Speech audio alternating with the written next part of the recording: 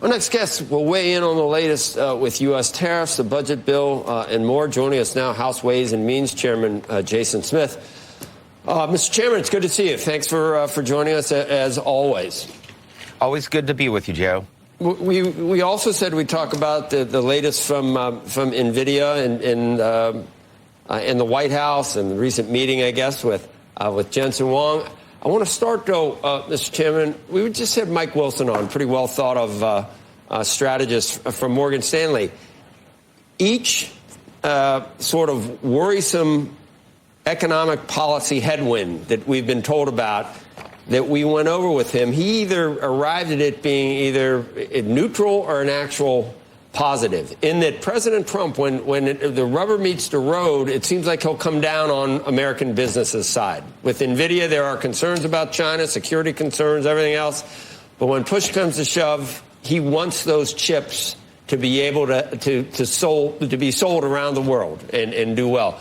Is it the same with tariffs, do you think? When it's all said and done, will you see something in the middle that's not as big a negative as the critics would have you believe? Yeah, I would have to agree with a lot of the things that Michael said just before I came on. But the trade aspect within this administration's economic pillars is just one of the three parts of the leg.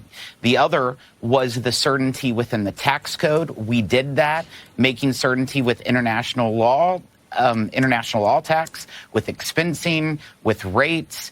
Deregulation is another component. But when you look at the trade items, if the administration had not been as aggressive as what they have been, you wouldn't have seen 70-plus different countries come to the table. We're at the very early stages of some very good agreements that will be coming out that will benefit American manufacturers and also American farmers.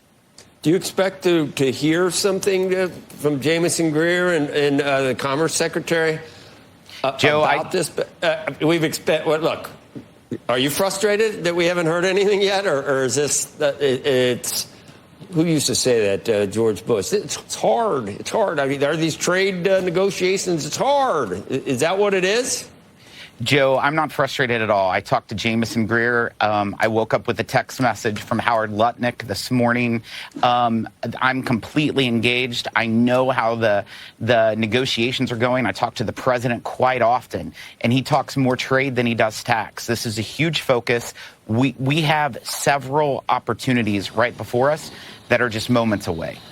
Do you think that onshoring, which is one of the goals of the tariffs, is that just going to happen on the margin, or will it be a sea change? Because I could see us with the Mike, you said you were watching Mike Wilson, kind of like a 10%, that tax, doesn't completely shake up the whole world order in trade flows and everything else, but we just end up raising, a couple of $100 billion a year.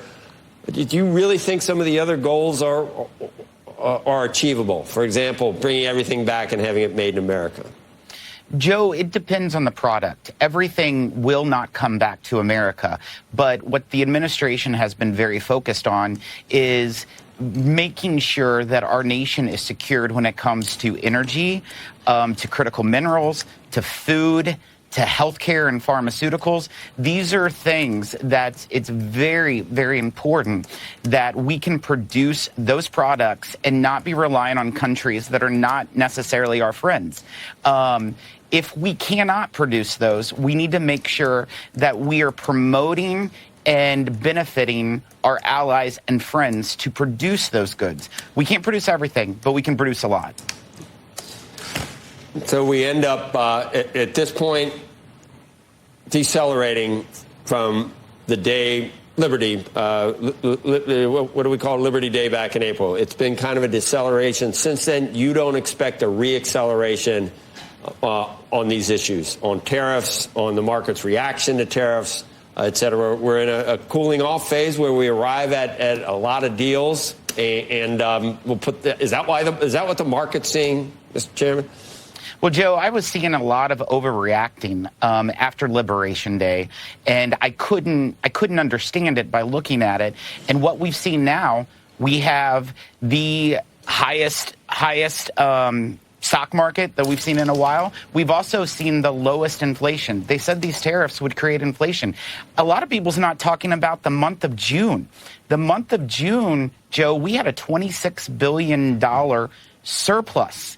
That is the first time in a month that we have had a surplus in revenues towards expenses of federal government since June of 2016. That's 9 years ago. And one of the main issues of that was the income coming in from tariffs. I guess the one last thing I'd ask you, and it continues. I don't know what the public opinion of the OBBB is at this point, but polls were underwater, and you've got it's at Casablanca. I can round up all the usual suspects that are now worried about debt, but they're talking about just it's a budget buster that's going to add to the deficit and to the tune of, or add to the debt $3 trillion over 10 years. How do you answer that? You know, we've had a lot of naysayers throughout the whole process. They didn't ever think we could get this bill passed out of Congress and signed. We ultimately did. What I will say is the projections saying that this will add to the deficit are simply untrue, and time will tell. The growth rates coming from this bill, much like Michael was talking about how it will help earnings, the growth rates that will happen from this bill will exceed the 50-year average. The 50-year average is 2.7%. If we exceed that in this bill, we will be, in fact, cutting the deficit by more than $500 billion from having lower tax rates that actually incentivize pro-growth policies. And that's what we're doing here. We've provided certainty now in the tax code for international tax, for small businesses, for working families, and you're going to see the economy take off on jet fuel. All right, Mr. Chairman, should be interesting. Then we got CPI coming out, too, but it should be an interesting meeting with the Commerce Secretary and the U.S. Trade Rep. But thanks for your time.